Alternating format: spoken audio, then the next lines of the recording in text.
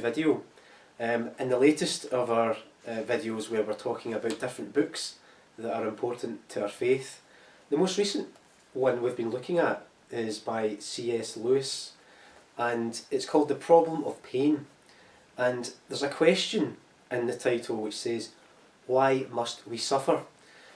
So we thought we'd have a conversation about the book and what we took from it, but also this kind of more general topic of suffering. Quite a difficult area of our faith and quite a challenging one at times to wrap our heads around, because I think we all recognise that, you know, there's not easy answers to these things, and sometimes it can be quite a challenging subject to engage with. But it's worth talking about, particularly given the fact that C.S. Lewis gives us plenty of material and plenty of insights that can allow us to think about suffering in a more in-depth way. So, Father Conroy, nice to see you again, back for another conversation. We're doing quite well on C.S. Lewis. I think this is our third or fourth. Keeping his estate and money, I think. Yeah, absolutely. So, just as a kind of starting point, I mean, one of the things that I was thinking about when I picked this book up was the pandemic and how it's created quite a lot of suffering for quite a lot of people. And sometimes suffering can be quite an individualistic exercise. You're trying to figure out why this pandemic has happened. You might have suffering in your family. And then I thought, well, from a Catholic point of view, in what ways can our faith help us deal with suffering? And we recognise, I think you might agree that you know, we don't always have the answers here, but it's good to kind of think through in what ways our faith can help us wrestle with issues of suffering. What do you think about that, Father, in terms of the topic? Would you agree that it's quite a difficult area of the faith? It is. I think it's a very difficult area.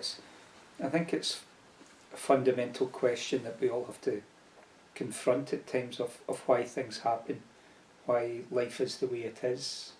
And that usually focuses in on suffering and arises in, I think, because of things that have happened, things we've experienced in life.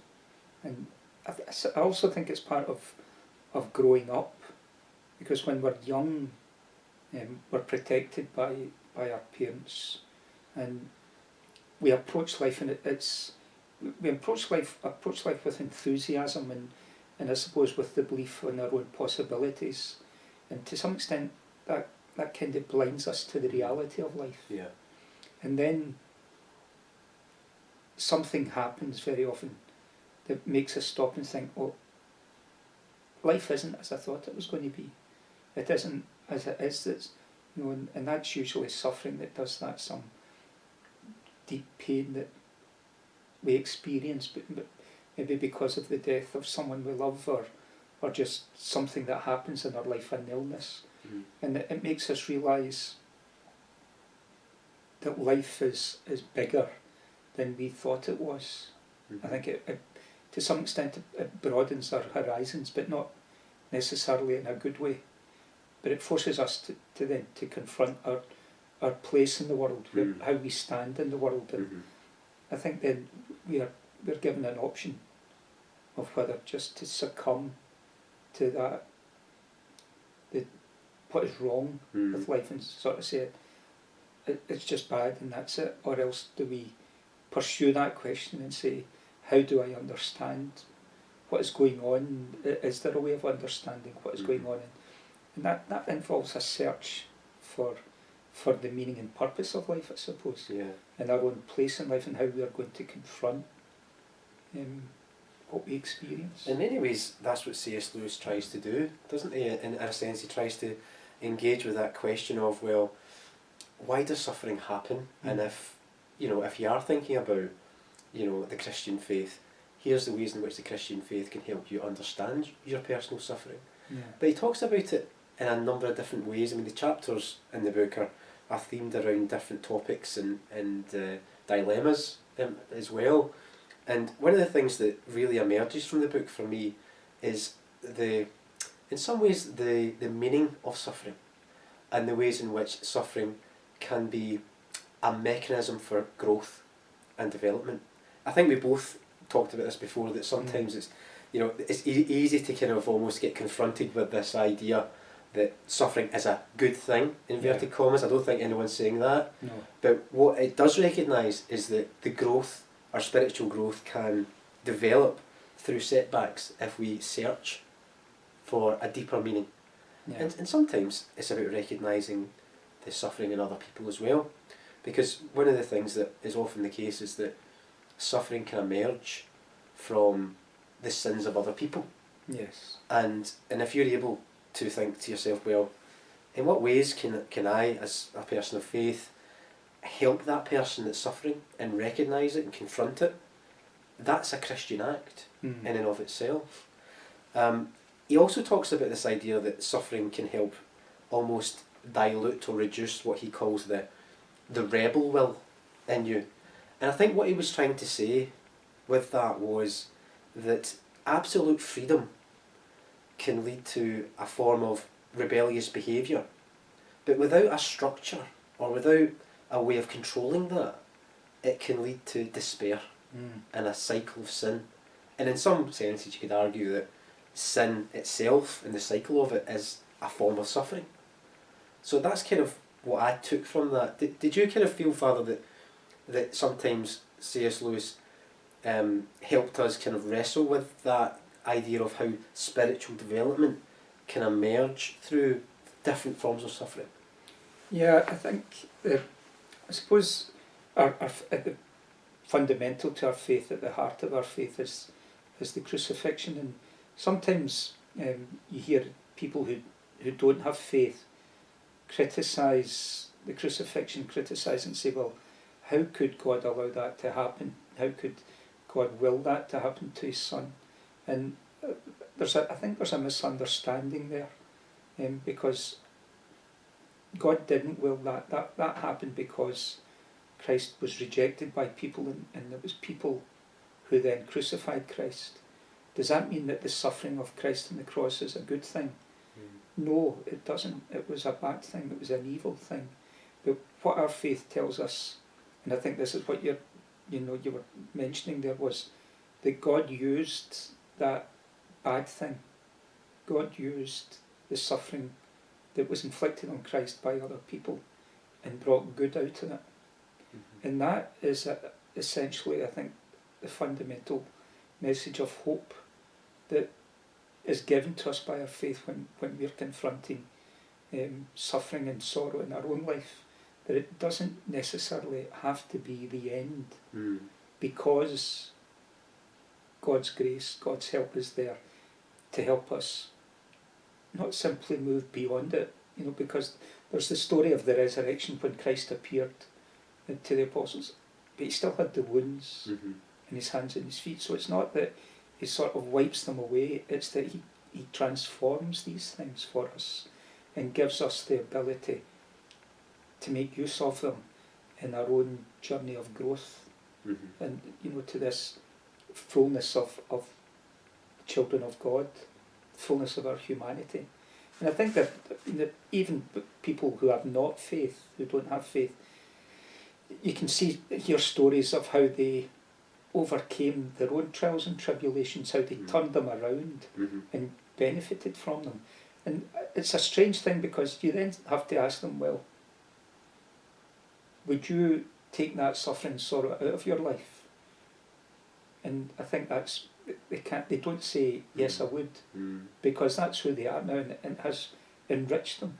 But that's a very difficult journey, I think, for people. It can be a difficult journey, but lots of people I know and spoke to who have had forms of suffering in their life look back and say, well, I wouldn't want to change that because it's created, who I am today. Yeah. And that's not to say, though, that everyone's journey is the same. No. Because I'm just giving anecdotes from people that I've spoken to. Sometimes people can have a very difficult time through suffering. So it's not to say, like I said earlier, it's a good thing to suffer. No. It's not.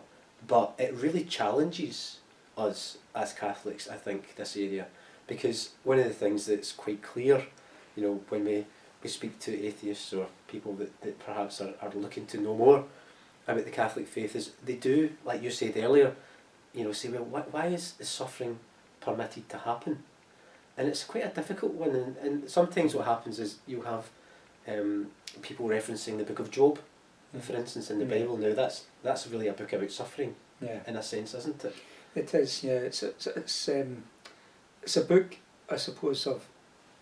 It's not that the book questions the whole notion of suffering, but it questions, I think, as we do, the disproportion Mm-hmm.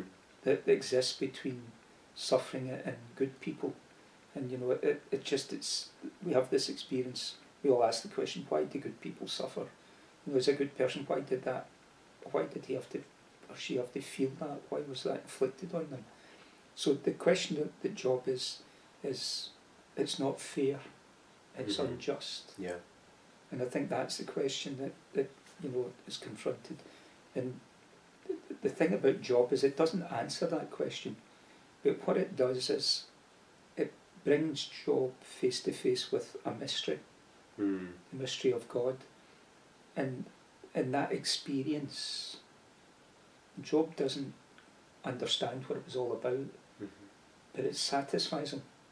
Mm. The experience of of that mystery of God, and I think that's I suppose what faith is. That first it's where faith is leading us to, that encounter with the experience of the mystery of God, Mm-hmm. not the answer, but just something that we say, okay, I accept this, Mm-hmm. because somehow or other I can see distantly that that answers my question. Mm. I don't know if that is not so much that answers an intellectual question, Mm. but answers an existential question. Answers the question of our being. It does, and I think there's something about that book in the Bible which is quite mysterious, in that God talks about, it says to Job, where were you when I created the heavens and the earth? Yeah. Where were you, Job? So you're personalising your suffering Yeah. to you and your sphere and what you can see, but I've been around for all Yeah. time and all space. So it's almost like that to me, when I read that in that book of the Bible, it really reinforces that word you used about mystery. Yeah.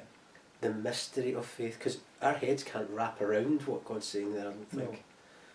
I certainly can't, wrap my head around that.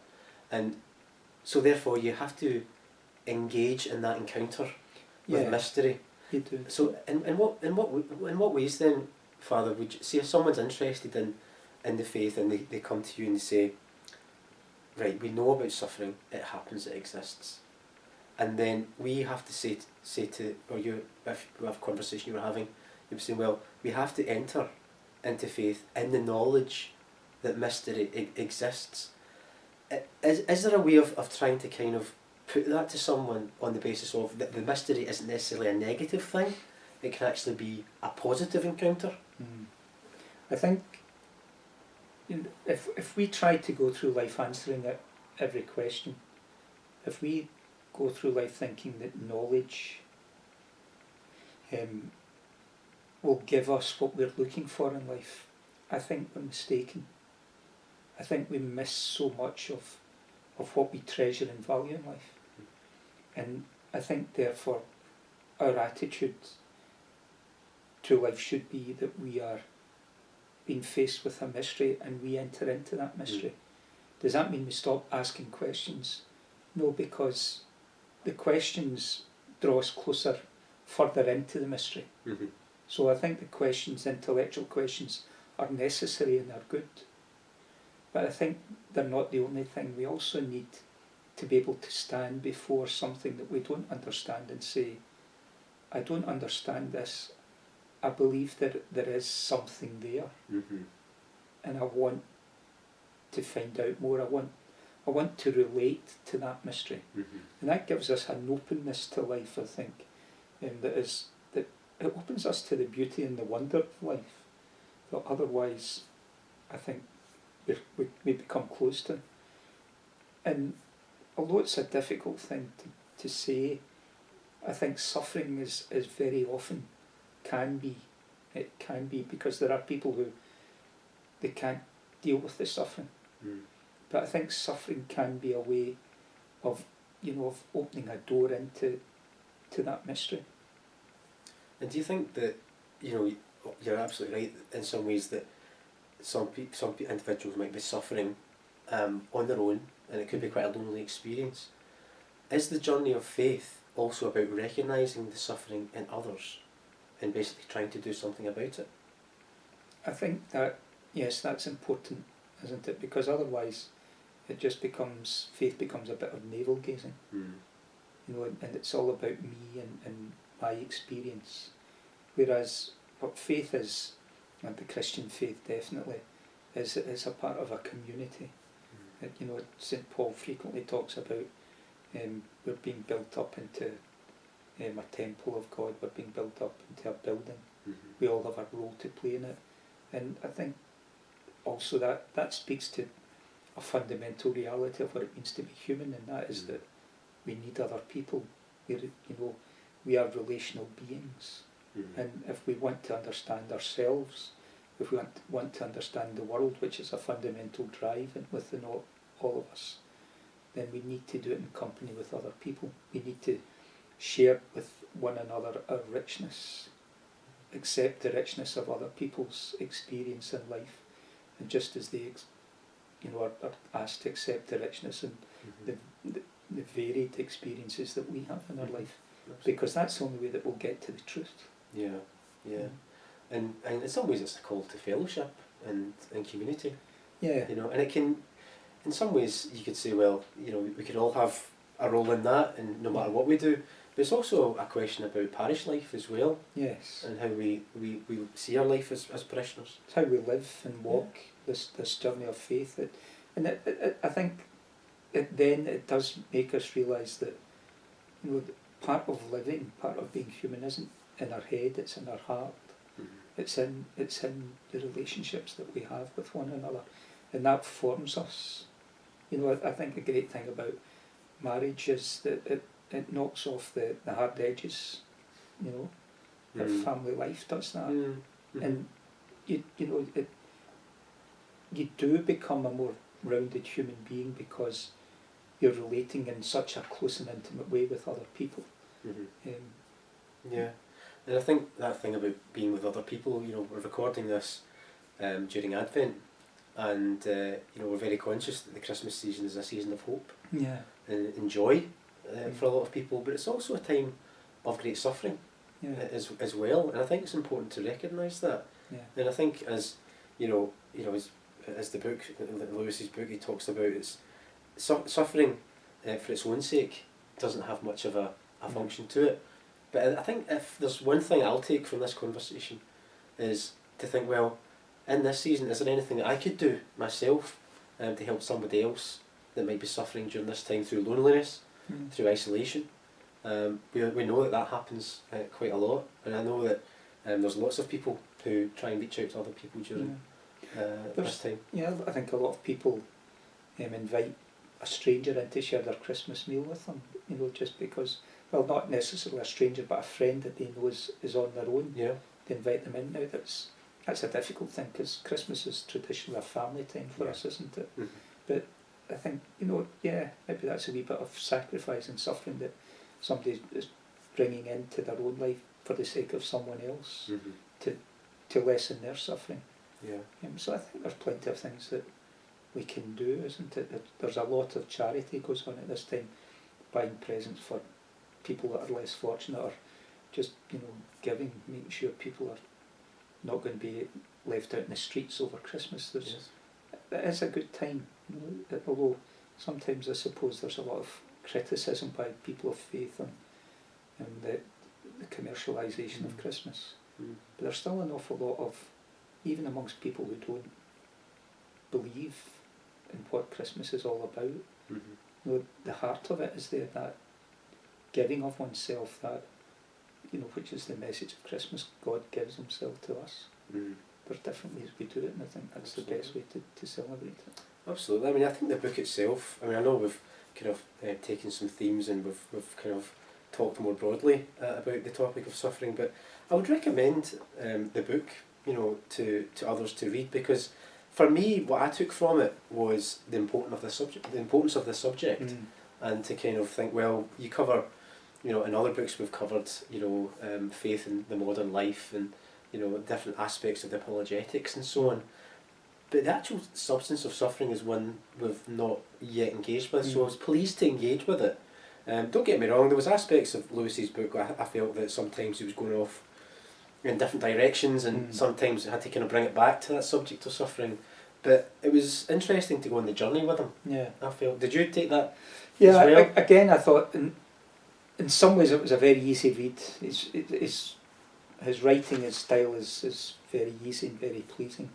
Some of the things that he started to deal with, I think, were a bit more difficult to grasp and to follow him at times. You know, I think that's because he realised that the subject that he's dealing with is so important and so difficult. Mm-hmm. Yeah, But absolutely. I think it is definitely worthwhile taking a shot at.